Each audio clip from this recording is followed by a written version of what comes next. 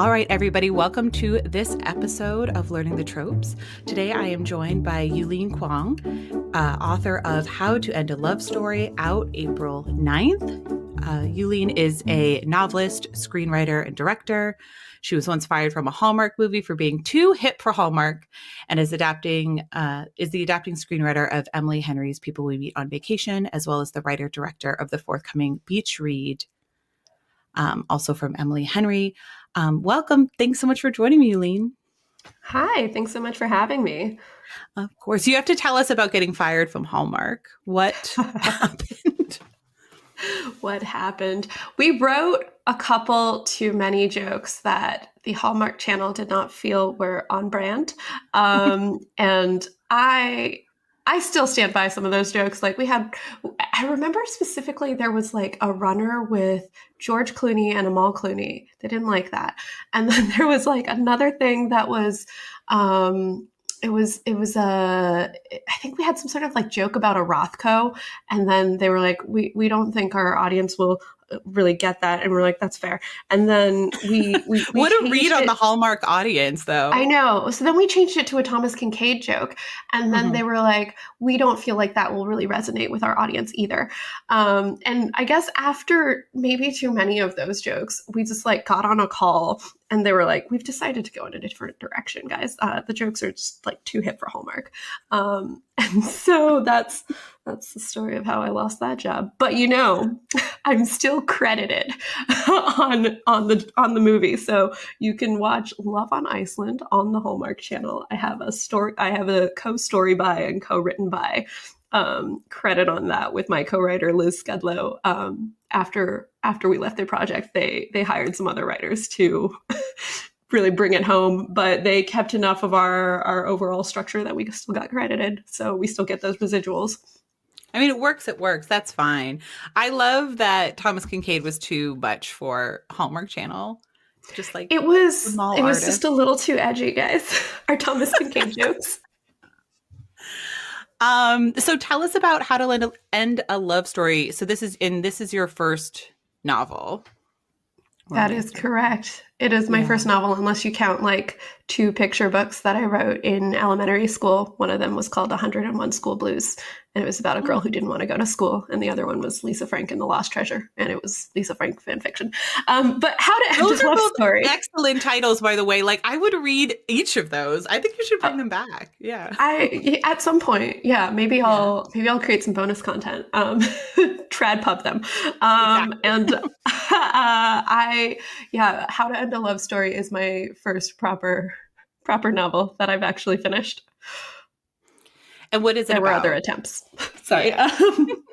It is about a screenwriter and a novelist who were connected by a terrible tragedy in high school. And then 13 years later, they find themselves in the TV writer's room for the adaptation of The Heroine is the Novelist. So the heroine's YA book series. Amazing. I read it. I loved it. And it does such a good job of having the stakes feel so real, where I feel like a lot of times in contemporaries, the stakes are just like, what if 2 nice people fell in love? And it's like, I bet things would go well. I mean, that's not if that's what you're into, but here it's like that tension that you love in a romance novel is like, these people are not going to be able to make it work. Feels so real and potent. And I loved it. What, obviously you're adapting romance novels. So did this come from your work in adaptations, or was this an idea that you've had for a while that kind of finally came to the surface for you? I would say it was kind of like everything else I was working on at the time was adaptation. And it was, I had this moment where I was like, I'm so grateful for all of the chances I've been given to adapt like Emily Henry. And there was also a book by Maureen Gu called I Believe in a Thing Called Love I was adapting. I was doing a movie to TV adaptation of 27 Dresses at the time. And I loved all of those projects truly. But I had this moment where I was like, was this what I was made for? Or do I have something original left within me? And Oh, so I decided to write something original for myself to direct, but it was October, and so I saw this. I saw this post from Sarah MacLean, who is one of my favorite romance novelists, and it was about a romance writing workshop that she was doing in anticipation of NaNoWriMo. And I looked it up and I was like, well, easy buy-in, let me like take the course and then see what I learn. And then I took the workshop, I outlined a novel, and then I decided to write a novel for National Novel Writing Month, NaNoWriMo. I love this. And so that is kind of where it began. And I knew I wanted to set it in the world of adaptation because I was really busy at the time. So I was like, I will do no research. No research is what I need for this first project. And in terms of, you mentioned like contemporaries don't typically have that type of tension. I am primarily when I'm reading for pleasure, I am primarily a historicals reader. Like I got Mm. into the romance genre through reading historicals. My very first historical that I read was Halfway to Heaven by Susan Wiggs, in a seventh grade classroom. It was handed to me by this other girl. And then it awakened something in me that I Mm. was like, go back to sleep. This is not a safe place for you. And then in the year 2016, when I was deeply in need of escapist literature, I remembered the heights I had gone to with that first Susan Wiggs novel. And I was like, I need this feeling again. So that was when I read my first Sherry Thomas. It was Private Arrangements by Sherry Thomas. An God, you went incredible. right to like the goat, like the like pinnacle. Sherry Thomas. Nobody does angst like Sherry. She's Nobody. phenomenal. I Yeah. tore through her entire back catalog. I think Private Hmm. Arrangements is still my favorite, but like one of my id level tropes is kind of a marriage of convenience, and so she does that trope so beautifully. And then of course I Okay. went Yeah. from her to like Mary Baylog, I think, and then I think I found Courtney Milan, and then Sarah MacLean, and then Sarah's website has this entire page of like romance recs, and so I just found all these other different tunnels through her. But yeah, I would say that that was another thing I was kind of consciously pulling from when I was writing, where I wanted to write a contemporary that felt like a historical in Mm. terms of the stakes and the like family drama and that kind of delicious tension that you really get in historicals that is hard to find in a contemporary where everybody has, cell phones and laws. And no strange wills or a lack of strange wills that are Yeah, yeah. you There's have to there's marry not somebody. enough crazy wills in contemporaries. I think bring it back. I was rewatching the movie Moon. Was it Moonlighting? The Moonstruck the Moons other with day. Cher. Yeah. Yes, with Sharon Nicolas Cage, and Nicolas Cage's character has lost his hand in a tragic accident years before the events of the movie. And I was like, this is so like historical romance novel coded because and I was like, why can't we do it in a contemporary? Because that movie is obviously a contemporary, and I was just like, we need more heroes in contemporaries like losing limbs. I think because I think that'll The meat bring us back. grinders. Yeah, Yeah, and then he lost his fiance because his head was turned and he lost his hand. God, Moonstruck magical. is a perfect film and a perfect Uh, script. John Utterly Patrick Stanley. unhinged, to be Oh, honest. Like I watched it for the first time, and they always say when Harry Met Sally kind of invented the modern rom-com formula as we know it. And I watched Moonstruck, and I did have this moment of like, maybe we needed the formula. Maybe we needed a little more structure here. Because that movie has so much going on in it. It's kind of crazy to track. But I think on a romance level, it's delightful. It's a romance novel come to life. exactly. With all the side characters too, the cheating father that Oh, they yeah. see each other at the opera, which is insane. And then when the mom sits down with the professor and like is like, Mm-hmm. they're all too young for you. That's what your problem is. And he tries to sleep with her and she says no. No, and it's also a 90-minute movie, which is Yeah, fantastic. Like it's tight. it is, you're in and you're out. And yeah, I love Moonstruck. Nighthawk, my local theater just did like a Moonstruck event. I need to go with Sarah invited me too. Um, Ooh. but no, I love that. And it is true because I feel like I'm the same way where if I'm reading, most of the time I'm reading historicals with very little, like, for a Kate Claiborne I'll go modern, Kennedy Ryan. But I think it's because of that there's not that like epic like drama that they have Yeah.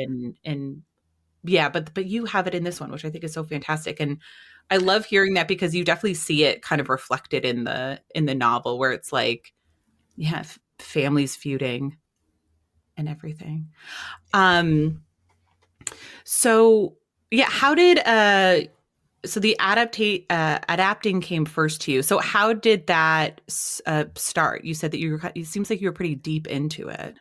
I was pretty deep into it. I How did it start? I mean, I guess it started probably with like fifth grade me watching the announcements for the very first Harry Potter movie, um, Mm. and and kind of like biting my nails, going, "Oh my god, I hope they don't fuck it up." Can I curse here? Mm. Okay. We can I talk about was so much grosser stuff. It's Yeah, fine. yeah, okay, great. Yeah, are you guys talking about nodding lately? Anyway, so yeah, I was watching all of that, and I was like, I need them to not fuck up my childhood by fucking up these movies. And so I think from that moment, I started scheming. I was like, I will one day be in a position of power and influence over the novels that I love, so that I can shepherd these adaptations to the screen in a way that brings me joy and satisfaction as a book lover who also loves movies, but also watches with great trepidation anytime an adaptation is announced. Yeah. So that's where it started. And then I wrote a lot of fan fiction, and then I went to college. I studied creative writing and international relations and politics because I took this brief Me detour where I too. really, oh, I that's was IR and rare. peace studies. Yeah. Yes, IRP. Okay, so I was that because I think I had watched a lot of The West Wing and also Gilmore Girls and convinced Mm. myself I wanted to be in the White House press corps. But then I realized by my senior year I would much rather make The West Wing than like work in Yeah. it. And so I started writing like short films and handing them off to other people to direct. And then Carnegie Mellon doesn't have a film school, so it was just like me and a bunch of ragtag like film club people, and they kept Mhm. fucking it up. So I was like, I'm gonna do it. So then I started directing my own work. I really fell in love with it that way. I moved out to LA to do the NBC West Coast Page program. Oh, Um, cool. and then while I was there, I was doing all these short films on the weekends because I was not a good employee. I was like, I was you're supposed to go to the page program, you get on assignment, and then you're supposed to like get a job afterwards. Like people should like you enough that they want to hire you. But I was bad at social skills, so I would go to my car during lunch and just eat in my car because I was like, I need to be alone. I can't be around Yeah. people. I'm just like, I dropped a call this morning. My boss is mad at me. Anyway, so I did not thrive in that environment. So on the weekends, I would make like these short films and things, and I would send them off to film festivals where the median age was like 65 years old. And I was like, this is not my target demo because everything I was doing, it had titles like The Perils of Growing Up Flat Chested. So they were very much these like coming of age kind of romancy things. And somebody told me you should check out VidCon, which is this convention for online video. So I go to VidCon. Mhm. It is a sea of screaming teenage fangirls. And I was like, oh my God, my people are here. So I started 2 YouTube channels, and I created a web series called Kissing in the Rain that was about actors who kept finding themselves kissing in the rain. And I used those episodes as an excuse to do like kind of an adaptation. So like one was an adaptation of, I think, my old Lily James Marauders era fan fiction. One was, I think, I Capture the Castle. One was Mhm. Anne with an E, or Anne of Green Gables. So I was doing all of these like mini adaptation scenes, and it was killing with the audience on 2010's Tumblr, because I also had this kind of fan canon transmedia experiment where basically I invited our fans to write fan fiction. And then if I reblogged it, it became part of the show canon. So it was like we were writing the show together in a weird way. It was like the year was 2014. Transmedia was very hip. I was very like Tumblr princess core at the time. Amazing. No, I love, yeah, that's fantastic. So that went Tumblr viral, which is not the same as real viral, but it still counts. And then It's pretty big, yeah. yeah. And then Ron Howard and Brian Grazer's production company found me through that. And they were like, do you want to do a short film? We'll give you like $10,000 to do a short film. And I was like, Amazing. I'm rich. So I took that $10,000 and I made this short film called I Ship It that was once again kind of about my time in fandom because, you know, write what you know. Yeah. And it was about a girl who uses a wizard rock battle of the bands to get back at her ex-boyfriend. And then we sold that to the CW Seed as a web series. So then I did a web series that won a Streamy Award. And then they came back to me and they were like, do you want to do this as a TV show? I did it as a TV show that premiered to the second lowest ratings I think the CW has ever had. And they promptly pulled it from air. You can now watch all 6 episodes of the TV version of I Ship It on the CBC Gem and nowhere else. Okay.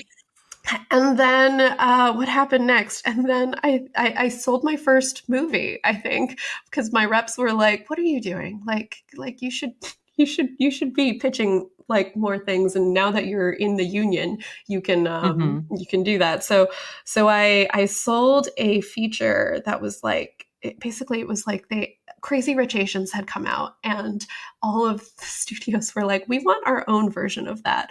And so they had this open writing assignment for an untitled Chinese restaurant movie. And I pitched on that. And then they were like, not that, but like maybe another version. And so I changed it and they were like, not that either, but maybe another version. And I think they were out to like other much more established screenwriters at that point, but I was more desperate than those people. So Great. when That's all they you were need like, sometimes. Yeah. it really truly is because I think they were like juggling probably other projects that they were pitching on. I was juggling this and like looking up how to like Uber or Lyft or Postmates on my laptop. So I was like, I'll do it.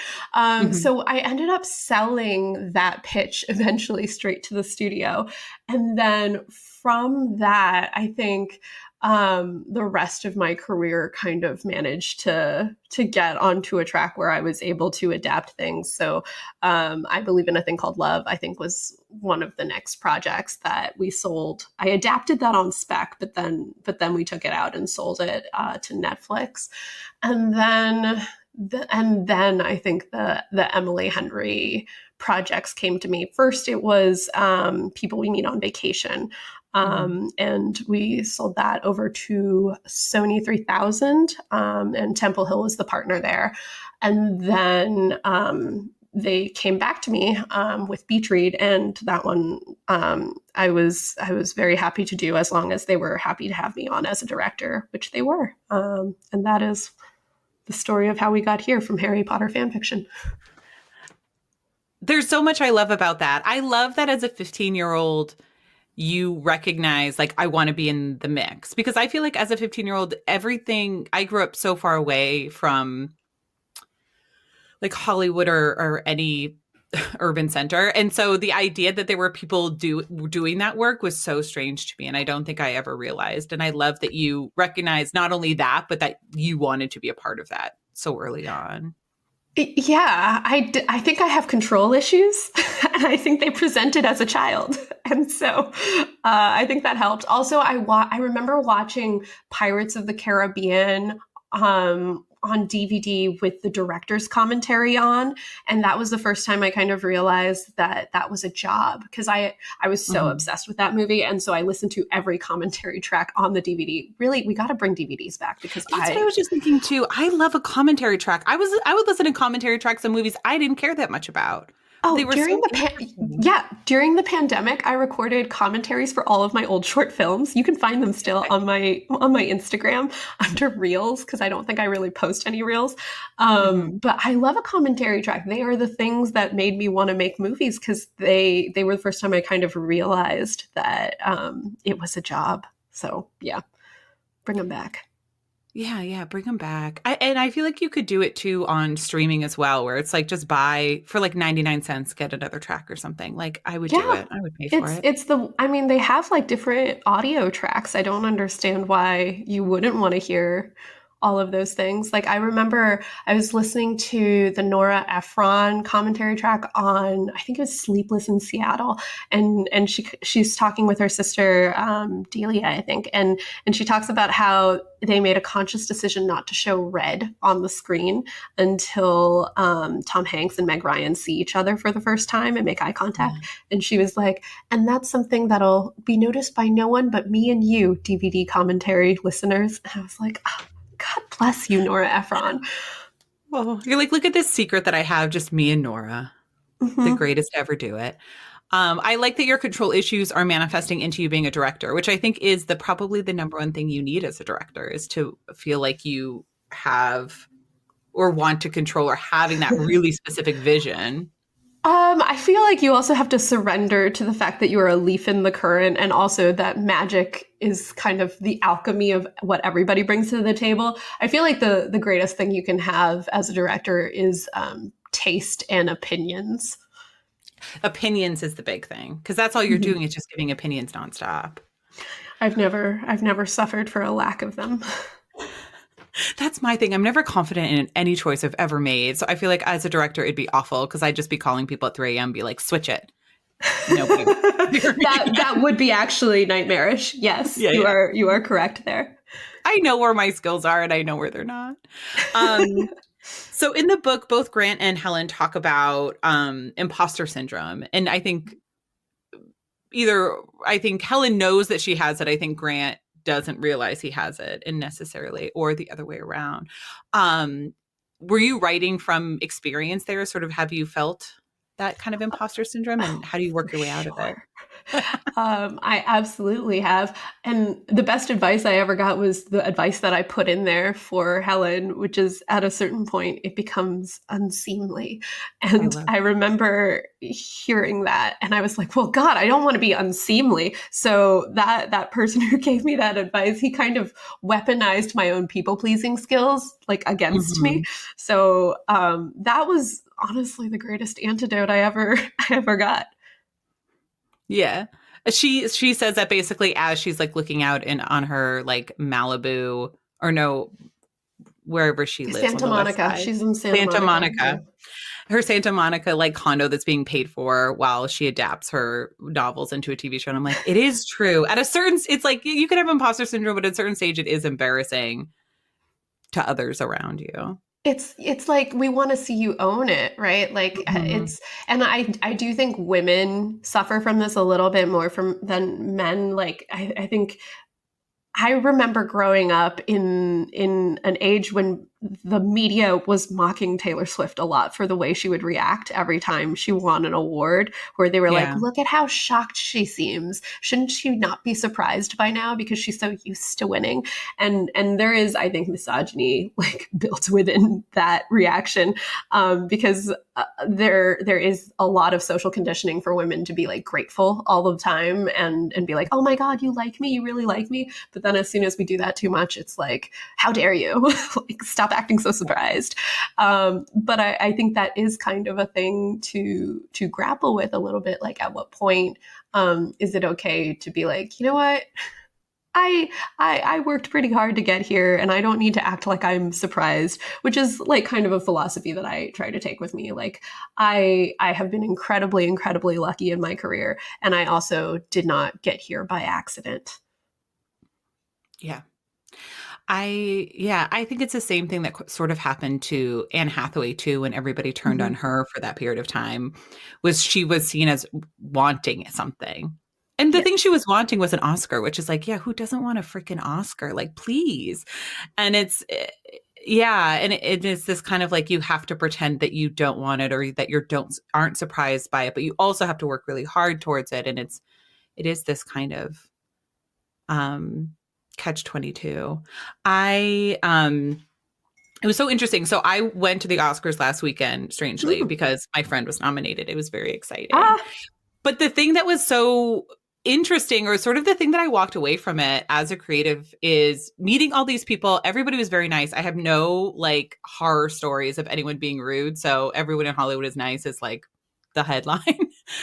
But Great. it did also, meeting all these people, it did just also make me realize that like they are just people who worked really hard and who really loved doing a thing. And that's kind of all it was. And it's so like it's so gratifying and edifying to kind of see that like that's kind of it. It's just doing the work and then believing in They're the yourself. luckiest theater kids in the world, Oh my God.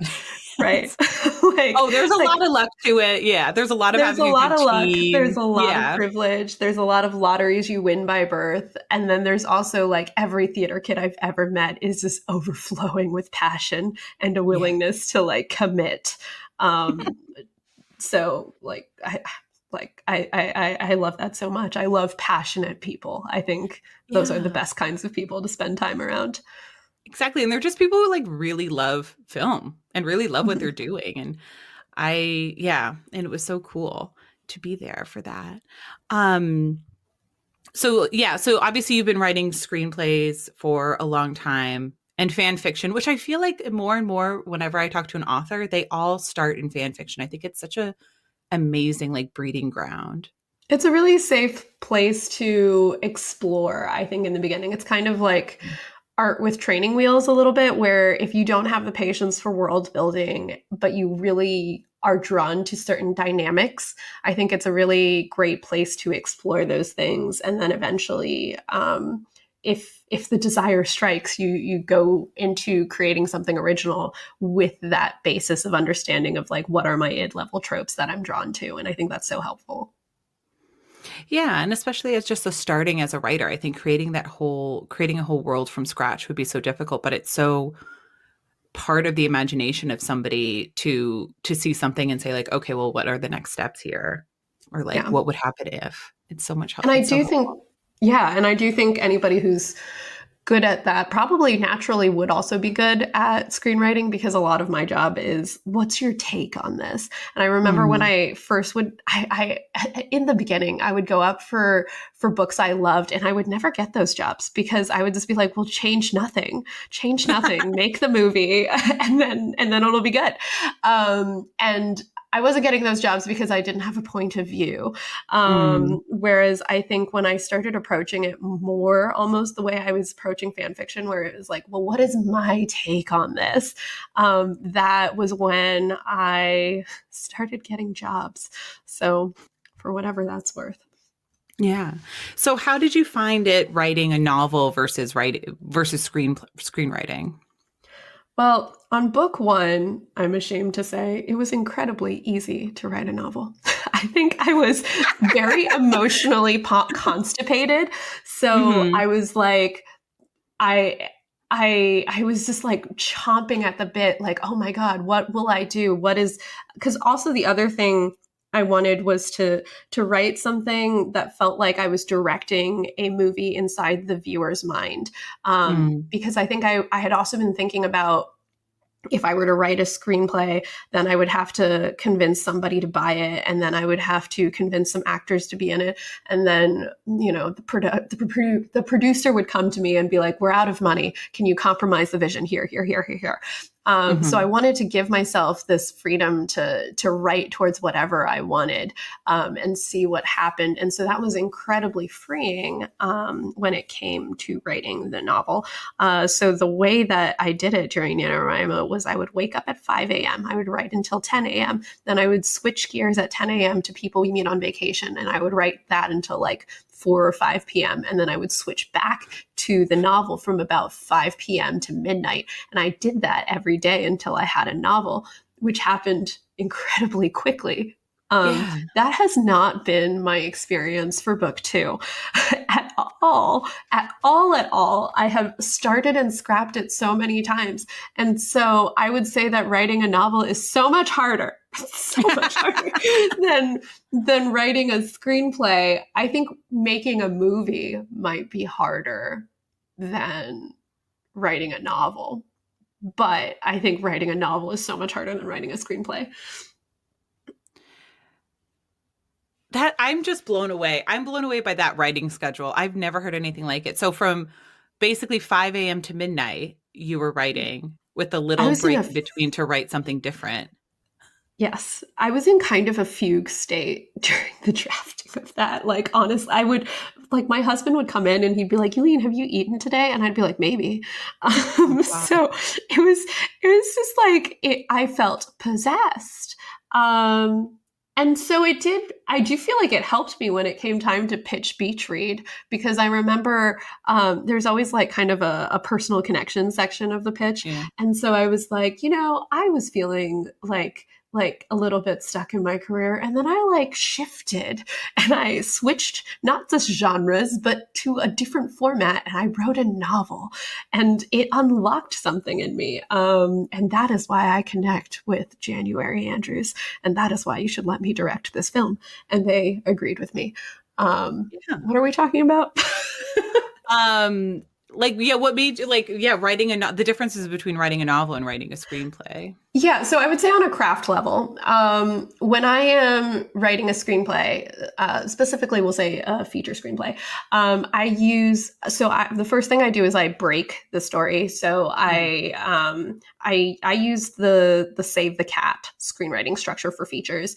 There are a lot of different screenwriting structures out there, and I've learned a lot of them, but I think I always gravitated towards like which one unlocks whatever it is in my brain that is helpful to me. So when I'm breaking a pilot, it's Dan Harmon's story structure or story circle. When I'm breaking a feature, it's I think it's Blake Snyder's Save the Cat. Yeah. Um, and so I would beat that out. It goes from like I think opening image, inciting, and then I think it's like theme stated, whatever. And then you go into like your act two, fun and games, midpoint, turning point, and then there's like a Dark Night of the Soul, all of those kind of very familiar movie beats. And then off of that, I would create an outline, and the outline is kind of where the real work happens to me because the purpose of my outline is so that I can never ever say that I have writer's block. So I would create essentially the blueprint of the movie down to the slug lines, which is the headings like interior Yulin's office day. She records a podcast, and then Mhm. the next scene would be like exterior Yulin's like house. She wonders if she said anything stupid on the podcast. So it would just be all of those scenes in order so that when I draft, I know what happens in every single scene. And sometimes I'll get like pretty into like even the back and forth jokes. Um, for the novel, I did the first part. I broke out the Save the Cat, but and I had the like rough beats I knew I was writing towards, but I didn't have an outline because scenes have a way of kind of like flowing in prose into Mhm. flashbacks, and then the flashback becomes I don't know a meditation on some subject, and then we're like, what are we doing? What is all this interiority?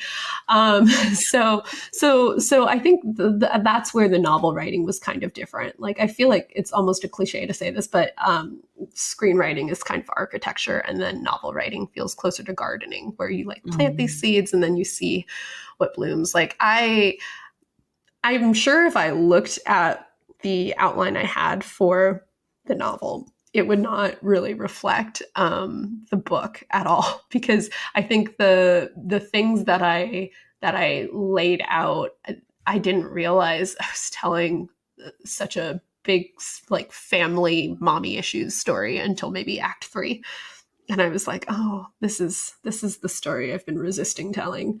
I guess I should lean in. It's so embarrassing when that happens, when somebody reads something you've written and be like, "Oh wow, so you really feel this way." And I'm like, "I guess I do." I guess so. I Wasn't mean, I planning on guess that these being so characters obvious. do. I guess Exactly. I guess the things I have given these characters have led to this natural dramatic conclusion. You hit on something that I do think is really interesting, and I think it tends to be the hardest part about when romance novels in particular are adapted is romance novels being so entirely internal, especially like a Mhm. Sherry Thomas. And film needs to be wholly external. You need to be able to see everything. And how have you kind of managed that switch from the books to the film. So it might be hard for you to talk about considering neither are like kind of out there and you might not want to talk about specific things, but in a kind of a very general sense, perhaps. Yeah, I guess my success will be determined by the good people of Letterboxd once these movies come out, right? um, uh, I truly believe like once you no longer own art once it's out in the public. Um, Hmm. that being said, I think there's a lot of different strategies you can use. Like there is always the option of voiceover or narration. There is different ways that you can try and visualize something, like actually show it on camera through fantasy sequences. There is also just good old fashioned taking a thought and putting it on the page. Like maybe that could just be dialogue, Yeah. or one of something I saw in a movie directed by Aline Brush McKenna. I think it was like Your Place or Mine. She did this one kind of clever thing where it was another character saying the thought of the Ashton Kutcher character, and so you're watching this other guy say all these things, and then you're watching it land on Ashton Kutcher's character where his eyes are reacting like, oh my Mm. god, that, and that is his internal monologue. And I thought that was, from a craft perspective, so clever and clean. So there's different ways, but you do have to kind of get creative and look at your toolbox and see what tool meets the moment that you're looking for. Yeah. Do you have any favorite romance adaptations? Romance adaptations. I mean, the first one that comes to mind is Far From the Madding Crowd. Mm. And it's starring, I think, Matthias Schoenaerts and oh gosh, Carrie Mulligan. Carrie Mulligan, who plays one of the Bennett sisters in the 2005 Pride and Prejudice adaptation, which is another favorite, Oh yeah. except for the ending. I don't love the ending on that one. Mm. But yeah, Far From the Madding Crowd is criminally underrated, and I highly recommend it. Like he is this. It's an adaptation of a Thomas Hardy novel where she is like a lady on a farm, and he is a man who is working as a shepherd, and he comes to her and he's like, I don't have my own farm, but I would love to marry you. And I think I will have my own farm someday. And I have all these sheep. And she's like, I just feel like we'd be a bad match. Like I'm too much of a free spirit for you. And he's like, I don't know. I think it could be good. And she's like, I don't know. So then overnight, his like overeager sheepdogs drive his sheep over the hill. It's so sad. So his great investment has gone down. And then he's like, well, I have nothing to offer her. I'm going to go on the road for years. And she, meanwhile, inherits money from her like aunt or something. And she becomes a very like landed lady. And then there is a fire that breaks out on her estate. And then he happens to be passing through. So he like takes down all the fire and he is the hero of this fire. And then he shows up and he's like, wow, our circumstances sure have changed. And she's like, tee hee, so they sure have. And he's like, well, I could use a job. And she's like, and I could use a man of your skills. So then he works the farm while she's getting courted by all these other men because now she's a rich lady. And he's like watching her and he's like pining silently, like the yearning in this man's eyes. And then she gets married. She fully gets married. And like her husband is a drunk and he's also like impregnated another woman who he's actually in Mm. love with. And on the night of their wedding, there's this terrible thunderstorm. Everybody is like drunk and passed out in the main hallway. So she goes out to secure the tarps onto the bales of hay. And Matthias Schoenaerts goes out and he also secures the tarps on the bales of hay. And there's this moment where they're like holding hands on the tarp as there's like thunder around them. I don't know. I'm just going to describe this entire movie at you if you do not No, it's stop me. phenomenal. No, I love every minute of it. I love that movie. The ending is perfection. The ending cut that somebody kiss. made, oh, It's perfection. one of my favorite movie kisses because I don't think this is a spoiler. It does have an HEA, which is the only reason I Mhm. would recommend it. Yeah. But it also, the kiss happens in I think a single shot, like or the move in for the kiss. Because to me, the impact is the most important part of a movie kiss. Like, how am I seeing it? And Mhm. I think that they kind of like move the camera with them, and it's almost like it happens so quick that you're like in it with them. It's like, oh my god, he kissed her, and that is the feeling you always want. That is the Yeah. feeling you always want.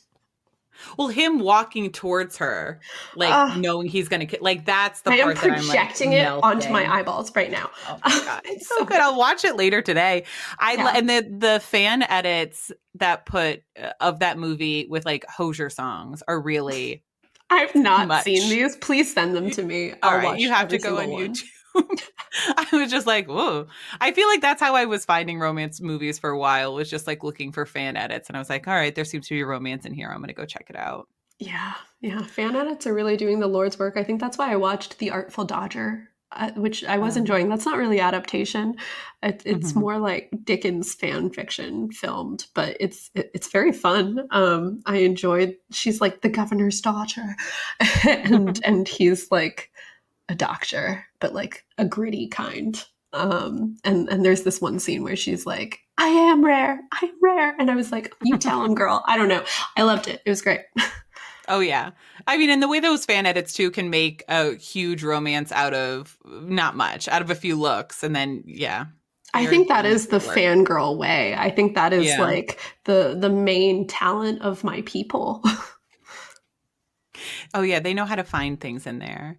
Um, do you yeah, so you came to romance in 2016. That's when I did too. I think it was Ah, probably the same thing where things were so fucking bleak. I'm like, I just need to know that things are going to be okay. And that's how I yeah. started into romance. And Yeah. I think also I had done enough internal work at that point to allow myself to enjoy Hmm. romance. I mean, I still had some work to go. It's always a journey, and I do Hmm. remember a lengthy period of time where I was saving all these books on my iPad under a section called trashy romance novels, and it was like Mm. a big moment for me when I went and I deleted trashy from there because I was like, Oh, they're not trashy, Yulin. They are literature. Um, they and really are though. they Yeah. are. They've taught me everything I know about romance. Well, not everything. Fan fiction taught me a lot. There's it's been, but they taught me a lot of valuable things about romance and female pleasure.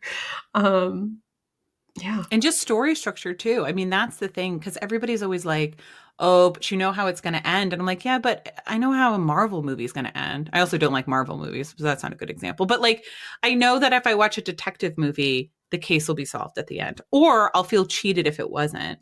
It's the same thing with romance, you know? Yeah, it's also I think it's also looking for the parts that I always call like, oh, this is the good part of like a Mm, marriage of convenience story is the moment when they first like touch each other. And it's for convenience, right? Or it's mhm. for the sake of, his mother who they're pretending they're happily married for over this Christmas break or whatever. And then there's the first time like one of them goes to the other person's bedroom, and Mhm. so there are all these beats that are, yes, they're familiar, but that means I want to see what it does to these characters in this dynamic, in this setting, and I wow, never get sick of it. It's my favorite fucking feeling in the world. Oh my God. No, when somebody wakes up in the middle of a night at a house party and goes to the library to find a book, Ah, you know who's going to be in that library. It's so good. it's so good. Um, It's so good.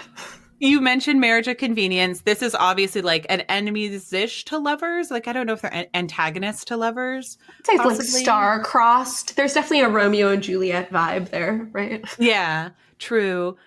A period of forced proximity, all this stuff. What are the other tropes that you're like die hard for?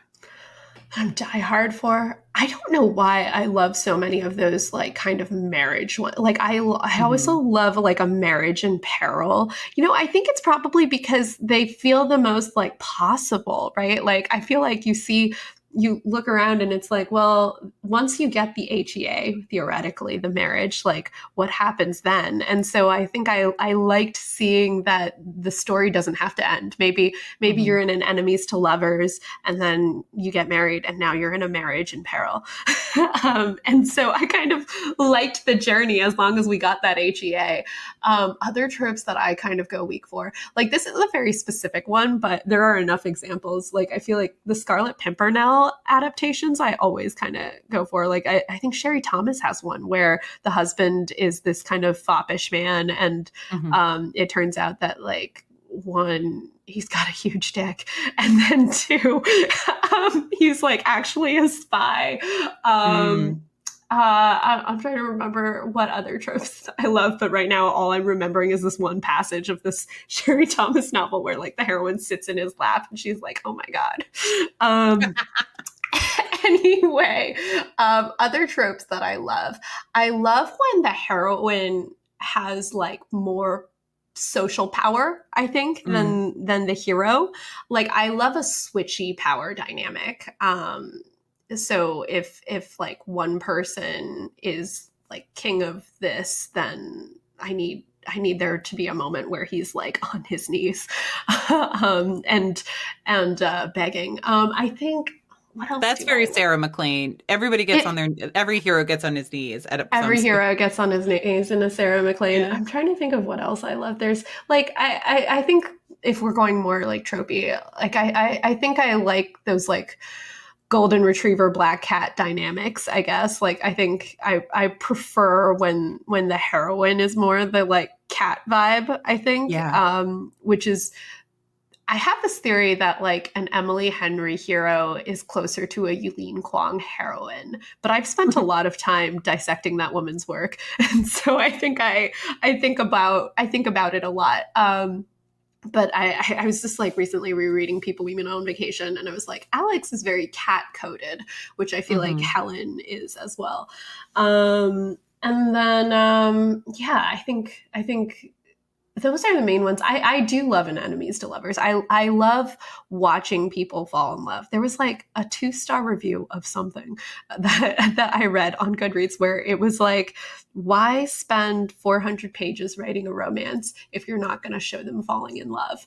And I was like, wow, I'm gonna hold on to that, because that is actually a good note. And so I Yeah. like wrote it in the corner. It was like, why spend 400 pages writing a romance novel if we don't show them falling in love? So I think at its core, I'm just always looking for that tension of like people who aren't yet in love and then watching them go on that journey together. But that's not really a trope. I don't know. It's one of I those mean, that's things kind of where, like all of romance, though, is like, yeah, yeah, it's like watching people. if you ask me like what are your favorite movies, I'm going to forget every movie I've ever watched. So you're like, what are your favorite tropes? And I'm like, I've forgotten every trope I've ever. Do you have any like least favorite trope or trope that you're like not as into? I don't love it when the heroine is a virgin, which Mm. happens a lot in historicals. So Yeah. I love a widow. Hmm. Another, let's see, are there any other tropes I kind of avoid? Pregnancy is not one of my favorite tropes. Like secret pregnancy, I don't think I really super love that. Although Sherry Thomas has one of those as well. I'm just out here shilling Sherry Thomas books. Like she has one where the heroine and the hero like had sex, but like it's not confirmed that they know each other. And then the heroine shows up and she is pregnant and he just like knows it's his. Oh yeah. And that really worked for me. So like I will never say never to a trope. Yeah. That's fair because that's the thing too. It's like like I'm not that into like age gaps necessarily, but it's always in the hands of the right author. Then you're like, Mhm. okay, yes, now I'm into it. It's fine. Let's Yeah, go. yeah. 'Cause I'm not into like friends to lovers. I find quite boring because it's so I rare that it's do. like, well, if they're already friends, what's the problem? Sort of a thing. It's like get over it. Right. Yeah, Yeah. no, the friends to lovers is really, yeah, I struggle with that specifically, I think, in contemporaries. I think in a Hmm. historical, a friends to lovers, I can kind of get on board with because there's a little bit more like pining inherently. Yeah. Um, in that. But yes, I agree. It's hard to sustain the tension when they're already friends. Although there is a Lorraine Heath that I think came out recently. Was it like Scoundrel of My Heart or something, where she's like his secretary and he is like, find me a wife. And they're like kind of friends, right? Like they're friendly, even though she's been in love with him for years. And Yeah. then, And that's like employee employer. That's a great yeah, one. you're right. That's You're the right. You're right. Chessman series. That's the first one in that, but I It's can't so remember. good. Lorraine's titles are so hard because they're always like scoundrel in his bed, duchess in his bed. It's always like, you know what I mean? Yeah, But yeah. I do love, she is Oh my gosh. phenomenal. It has that like heart squeezing feeling that you get, Hmm. when I feel like all of my favorite romance novels, they create this feeling where I feel like my heart is literally getting squeezed. And it's the closest I really get to feeling butterflies where, I'm very happily married. But like, I don't walk into a room and go, oh my God, butterflies. Because I think part of the butterflies feeling is that like, is it all going to work out? I really hope it does. Um, Right. and I feel like reading romance novels gives me that feeling over and over and over. And God, it's so good. Like I could snort it. It's like the best feeling when I read a good like romance novel that just hits. And that one by Lorraine Heath definitely hit. I mean, a lot of Lorraine's are just like, oh, God tier. Oh, her Texas series, the Texas trilogy that she wrote a fourth of.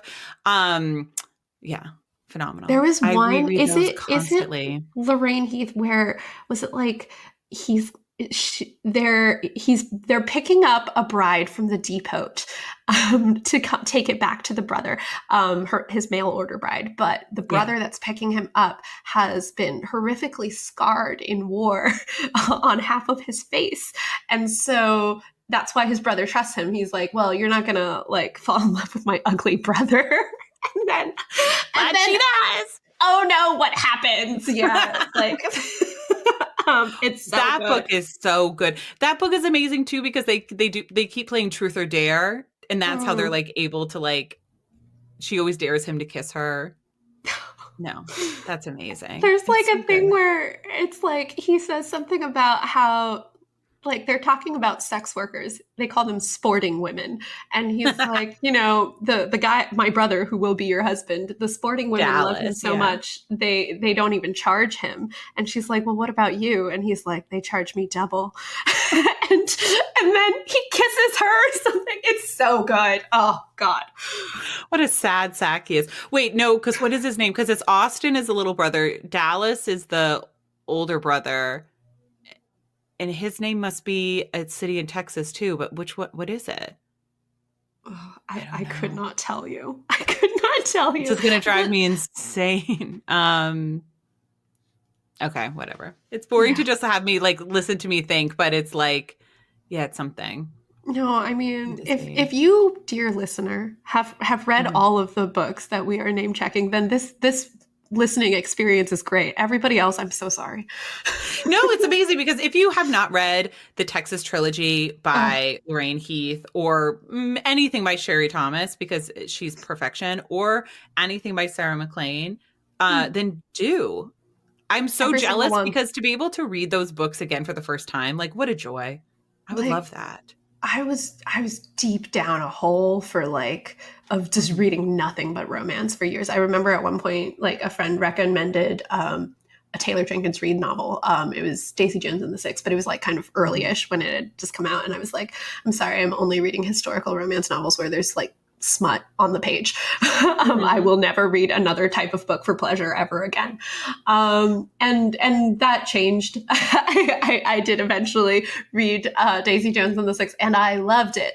But I Yes. will say, I was like, Romance Landia and I have spent many, many, many hours together, like just in our own private world.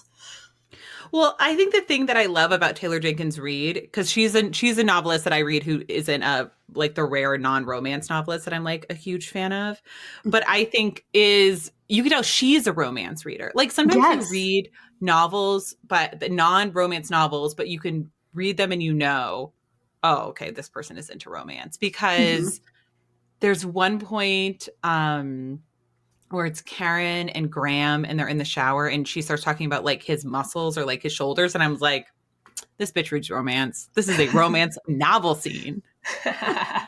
Yeah, no, I think she does romance so well. And it's a different flavor, but I totally agree. You can see the ingredients are Hmm. she's pulling from the same farm. Oh yeah, definitely. Um, Houston is his name. Oh, Houston. Houston. Oh, I was not going to be able to concentrate on anything else until we got there. Um, so I have the difficult, occasionally difficult thing is when people find out I have like this podcast or I read romance. Sometimes they're like, "What romance novel should I read?" And I always akin that to somebody coming up to you and say, "What movie should I watch?" And it's like, I don't know. Like, what are you into? What's your vibe right now? Like, it's so hard to say. But is there a romance novel that if somebody came up to you and said, like, I've never read romance, I want to get into it, where should I start? my first A or B would be contemporary or historical. Yeah. Okay. Let's And do it contemporary and a historical. I mean, if it's a contemporary, I do think Emily Henry is a great gateway drug. Like I think Beach Yeah. Read is a really fantastic entry point for anybody who's never read a romance novel before, because I think one, there's kind of a meta layer to it that explains the rules of the genre to you, and then I also think that there's a lot there that's very appealing on an id level. Like it feels very academic rivals to lovers, and I think that that is something that scratches the itch for a lot of readers, probably because we were all a bunch Hmm. of fucking nerds who read Anne of Green Gables at an formative age, um, and True. wanted that. So I do think Beach Read is really great for contemporaries. For historicals, um, I mean, my I feel like my gateway drug was Private Arrangements by Sherry Thomas, and I stand by that. I think it is one of the best romance novels I've ever read. Still, it Hmm. is we call it time slip. Romance where it's half set in the past and half in the present. So this couple that's married has been living separate lives for years, and then one day the wife is like, I've met somebody else, I want a divorce. And then her husband shows up for the very first time and he's like, I'll give you a divorce if you give me a chance to get an heir. So there is a sex pact. Okay, going back to tropes, I love a sex pact. Oh, yes. um, and and then we kind of go back and forth and see their courtship when it looks like he was really truly in love with her, and then we see them in the present day when like all that love has soured and gone, but has it really? And it's so beautiful. Oh my gosh, it's such a wonderful romance novel, and I think that that is a great place to start. Yeah, that's a good one. Other than Emily Henry, what have you read lately that you've really enjoyed? Oh God, it's I'm debating how honest to be, but like we've bonded. I've been reading Dramini and fan fiction, and I Okay. will say the reason for that is I was resistant for a very long time, and it's not because I have anything against fan fiction. Obviously, it's because when I was in the height of my Harry Potter fan fiction days, I wrote Lily James and a little bit of Harry Ginny, but I read a lot of Draco Ginny. Hmm. And so I had a hard time kind of pivoting once I saw Hermione was trending, which is And Hermione is. Hermione is fan fiction about Hermione Granger and Draco Malfoy. And that has understandably kind of become the zeitgeisty ship all these decades later. And I wasn't gonna read it. And then I don't know, I think I got ill. And I was like, I was seeking a comfort read, and it was like too long until the next Lorraine Heath novel was coming out, I guess. And Sherry Thomas has kind of gone off and written all these Sherlock books, and I'm very happy for her. But I needed a But fix. yeah, are the Sherlock books romance or they're just mysteries? I think they're mystery, but I think that there is like some thread between Sherlock, like the Lady Sherlock and Watson, but I haven't read them Okay. because I'm not a huge mystery girly. Yeah. But so my point is, the conditions were perfect. I was feeling kind of nostalgic. I had recently seen some sort of news article about Manacled getting a trad pub deal. And I was like, you know what? And also my sister-in-law is obsessed with Dramini now. Hmm. As are many of my friends. And so I was like, fine, fine, I'll read this. And then I just kind of like went off the deep end. But Hermione aside, what else am I reading right now? I think on my shelf right now, I have this upcoming book called "I Hope This Finds You Well" by Natalie. Ooh, it's like Natalie Sue writes on Instagram, but let me look it up. I hope Hmm. this finds you well. Yeah, it's Natalie Sue. It's a book by Natalie Sue, and it's a contemporary set in an office. It feels very, I want to say, like Bridget Jones meets The Office, but really, I was going to say there's an Apple TV show called uh, fuck, what is the workplace Apple Plus show? Severance. Severance. Severance. It feels like Severance meets Bridget Jones to me because it kind of is that there is something like I think it's because office spaces are so supposed to be devoid of the personal that there Hmm. is almost something like kind of weirdly romantic about them in romance novels where it's like no we mustn't and so any sort of like human feeling within that setting is like oh my god how forbidden and I think Natalie has done a phenomenal job of teasing out that feeling and telling the story. It's a woman who is not really like well liked in her office who is assigned like some HR training and then also in the process she accidentally gets access to the emails of everybody else in her office. So she's Oof. reading all of their emails and learning about her coworkers, but also the HR guy has kind of like they're kind of vibing and so I feel like it's making me feel a little bit like the first time I read The Hating Game, which is like probably the highest compliment I could give. Like when I first read The Hating Game, which I had been resisting because once again I am mostly a historicals reader, um, Hmm. and then I read it and I was like foaming at the mouth, like how do I get more of this feeling? And for anybody else who had that experience reading The Hating Game, I would say check out I Hope This Finds You Well by Natalie Sue. I think that has really managed to capture something. And then in the historical space, I I haven't read anything new like very recently. I've been kind of like going back to some old favorites. So I just recently reread again The Magic by Lisa Kleypas, which is probably an all-time favorite.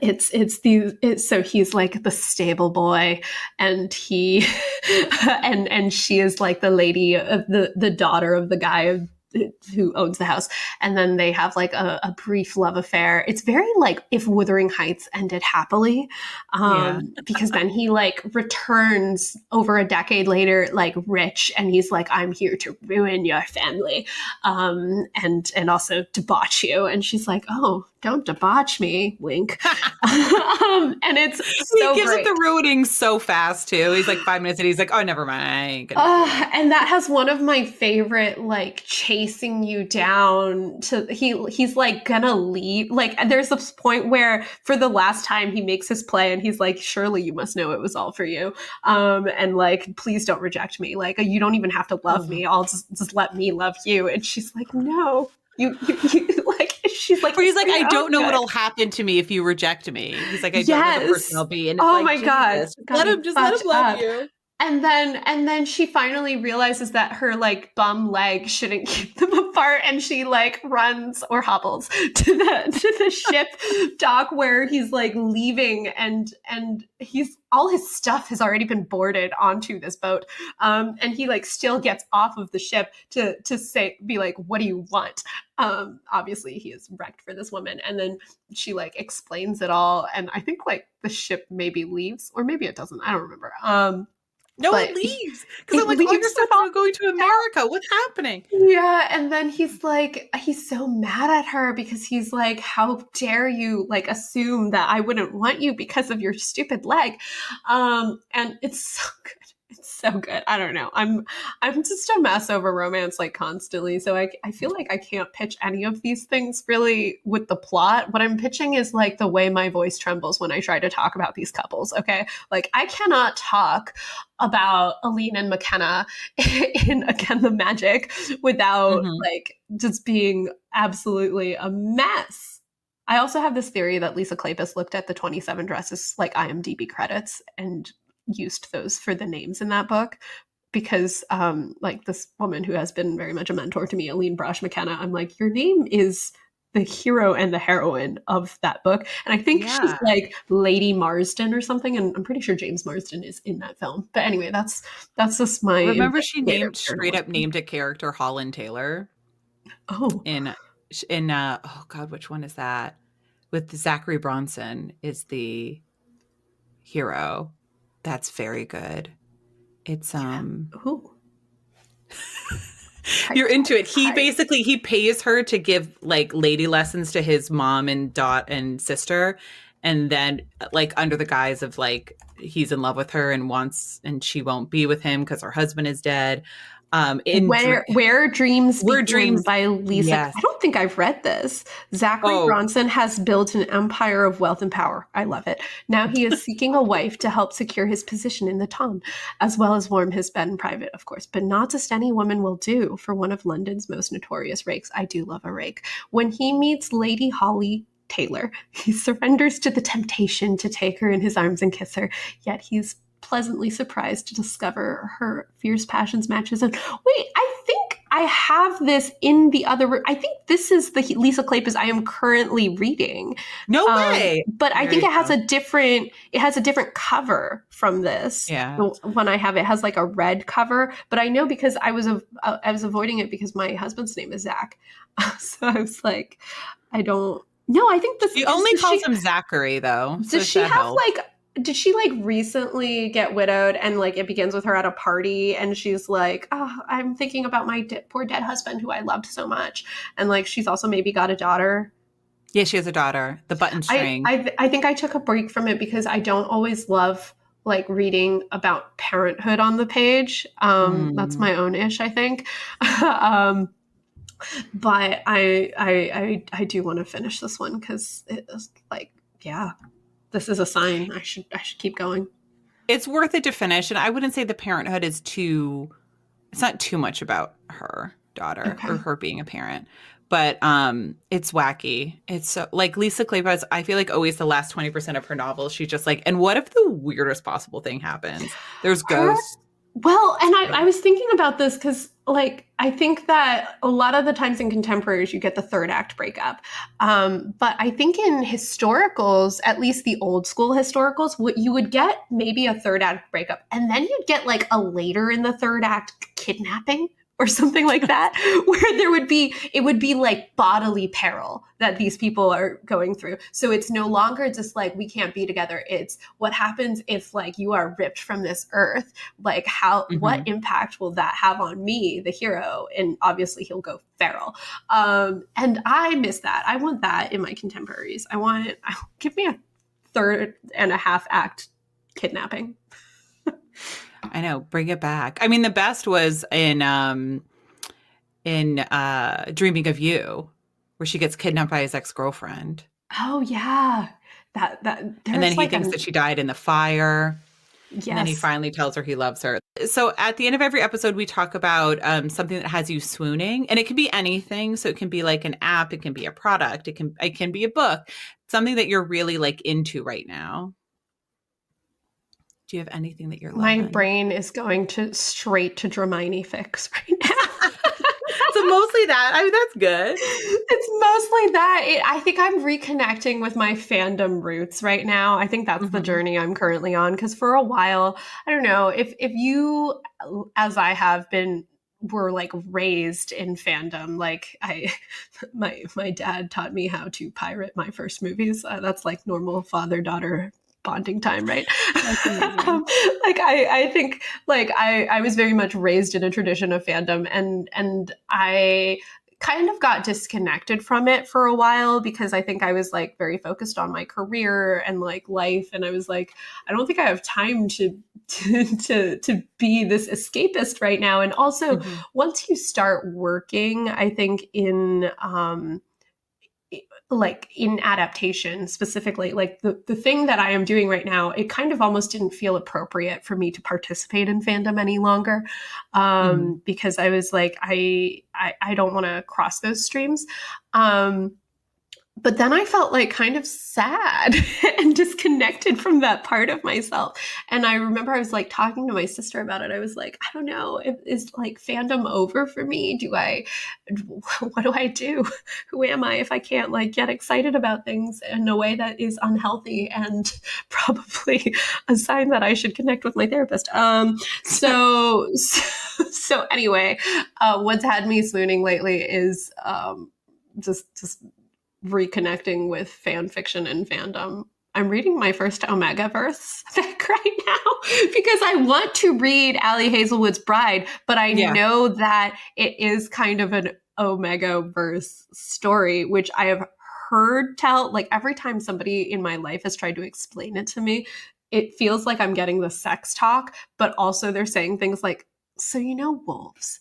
And I'm like, I no, I don't. I don't understand what you're trying to say to me. Nobody So knows that because about wolves. no. And so I was like, I've fallen down this rabbit hole. So I may as well kind of try and consume this in what I perceive to be its natural habitat, like the Omegaverse fic. I'm Mhm. like, before I read the Ali Hazelwood Bride Omegaverse book, I would like to experience Megaverse in the form of fan fiction, which to me seems like its natural habitat. And so I'm currently Mhm. reading one by I think it's the author of this other very viral Dramini fic, Manacled, Senlin Yu. I'm reading her Omega. I can't take myself seriously right now, but that's please know that that is not because I don't take fan fiction seriously. I take fan fiction so seriously. I take fandom so seriously. I just can't take myself seriously because not like a month ago I was like, I think I'm done with fandom with a straight face, and like right now I'm like, no, I will Now never you're change. I so will. deep. Yeah. I'm so deep in it.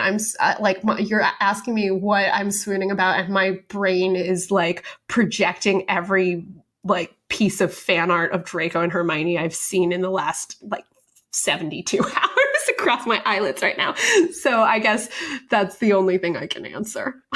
No, I love it. And also it's, I think if you're that makes sense that based on kind of what you're doing now, the fandom thing. But I think if you're doing fandom of something that happened like 20 years ago, then you're probably pretty safe Yeah, I think it's well, it's also like I'm not working on it. working in that world. It's not work for me. It's pure escapism. I mean, when I saw The Bride in the Airport Hudson News, I was like, how far we've come. That now they're just like nodding out here for our all to see. Truly, truly. I mean, I think Allie Hazelwood is doing the Lord's work. She is helping a lot of people be exposed to things that they wouldn't otherwise, and I hope that awakens something in the population. What? I'm not sure. But yeah. I think the more people who are in touch with their id level desires, the Yes, better for that's true. society. Honestly, I don't think Mhm. repression is a good thing. So I'm like, whether you begin with Emily Henry or Allie Hazelwood, like or Sherry Thomas, I Mhm. as long as you are on this romance journey, learning about yourself, I think that's a great thing. I think it's a Yeah. beautiful thing. That's a wonderful way to end. I love that. How can people find you and keep up to date with kind of everything that you have coming up? I am pretty much exclusively on Instagram. I have a TikTok account you could find. Mhm. It's kind of like a weird conceptual art project. that I have up going on over at TikTok. So if you find me, you'll know what I mean. But on my Instagram, that is where I actually use to like post things to stories and main grid. And that is at Yulin.Kuang. Don't follow Yulin Kuang. That is my cousin who has the exact same name as me. It's not the Oh. same characters. She has a different name. Why am I saying this on the record? It doesn't matter. I mean, it's good to know, though. It's good to know she's not stealing your name because that's her name, She, but she's her not the name, author. but Yes. the anglicization of it is different. Yeah. Okay. Sounds good. Awesome. Well, thanks so much for chatting with me. I had such a great time. Again, How to End a Love Story is out April 9th. So when we put this out, it should be out the next week. And thank you so much. And to everybody out there, happy listening and reading. Thank you.